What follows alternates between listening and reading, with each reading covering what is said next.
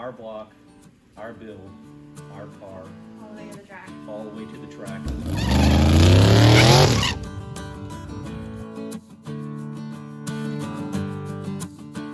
Hey guys, it's Mark at Titus, and I'm here with Shelby, and we're going to talk a little bit today about our build of our 96 Mustang, which is our in-house car. Nice. So he's going to take us through it. I'm just here to get it all on camera, ask the questions, and learn about how it all works. All right, so ask me some questions. Ask you some questions. Ask me Okay, great. Okay. We're talking about this build today because why? I want to show the build all the way a little bit different than I think has been shown out there, because I don't know many people who make their own block and then race their own block. I only know of maybe one or two people that actually do that. But we're going to show all the way from making of the block to machining the block to building the engine, putting the engine in the car, making the engine fit in the car. We have to build headers for it. We have to configure a fuel system. We have to make a Powerglide fit the back of a Ford block. But it will be our block, our build, our car. All the way to the track. All the way to the track, and then we're going to attempt to make some fast passes with it. Right.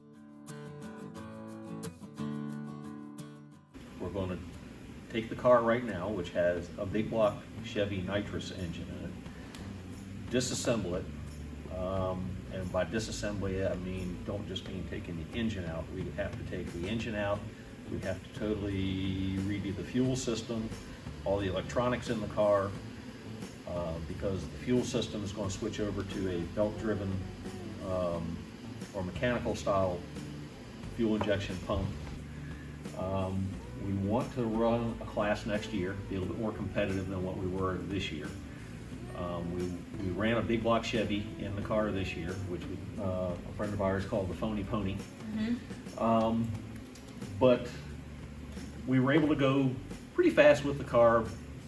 We weren't able to get a lot of the parts we needed this year to do our Titus engine that we wanted to build, so we just ran it with the big block Chevy in it. Learn the car. And we learned the car, and we learned a lot about small tire drag radial, which I haven't been on a small drag radial, this type drag radial, in a long time. But Or nitrous. Or nitrous. Been a long time since I've run anything nitrous, especially alcohol nitrous. That was the big learning curve there. So I didn't know anything about alcohol and nitrous together. Yeah. But we're going to take the big block Chevy out. We're going to take the fuel system out. We're going to take all the electronics out of the car and put a Titus Supercharged, small block Ford Supercharged engine in it.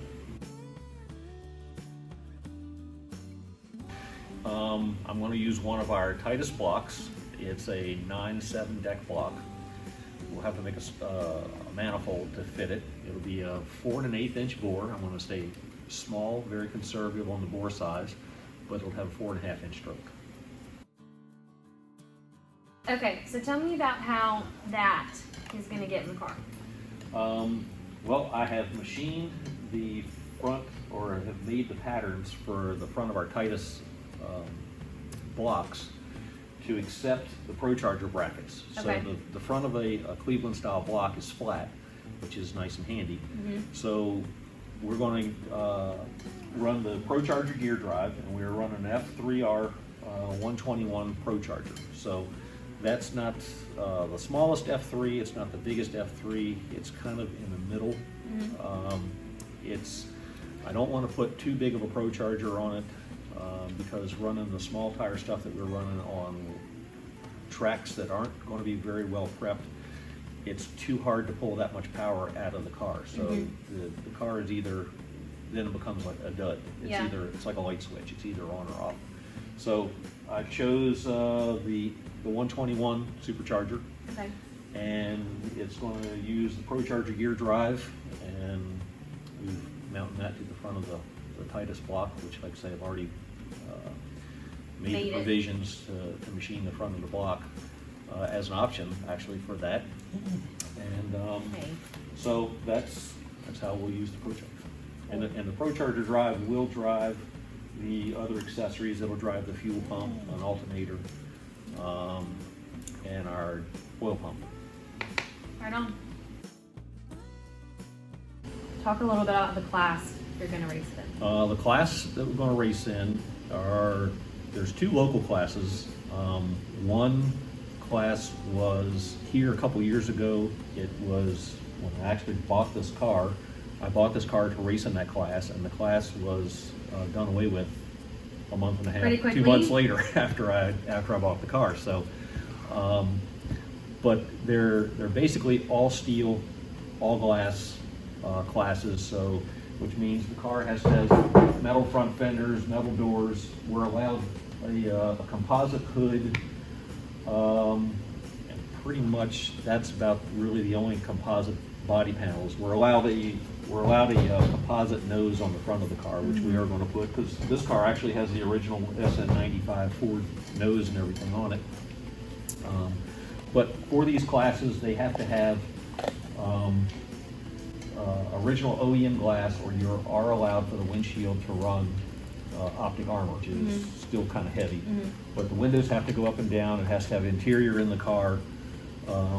Has to have carpet all the way back to the B pillar of the car. Has to have 2 seats. Has to have a stock appearing kind of dash. So the car. Does it have to be tagged? I was going to say, it also has to be tagged and insured, because we do have to do a street cruise of about 10 to 20 miles if we are protested if someone claims our car is not a street car. Okay, that's pretty cool. They have a fuel rule, which you can't run methanol. You can run E85. You cannot run clutchless or aftermarket planetary style transmissions. So the rule states it has to be an OEM style automatic transmission. So our car right now has a Powerglide in it. We're going to use the Powerglide for now until we figure out if we want to do a turbo 400 or whatever we want to do for a transmission. But for now, we're going to run a Powerglide. It's going to be a total new learning curve from the power application, what we had with the big block nitrous. Big block nitrous, the big block engine made about just shy of 1,100 horsepower, and we only ran about a 275 to 300 shot on it. Okay. This engine will make just about double, or maybe even a little bit more, horsepower than what the nitrous combination did. So the application of power, how we manage the power on tracks that really aren't prepped all that well, is going to be a big, big learning curve. So we'll probably do a lot of time spinning. Okay. To begin with.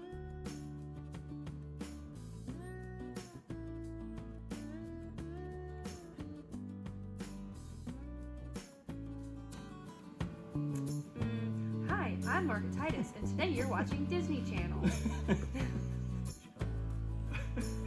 I got in, Dad. You didn't lock me out, Dad. You went.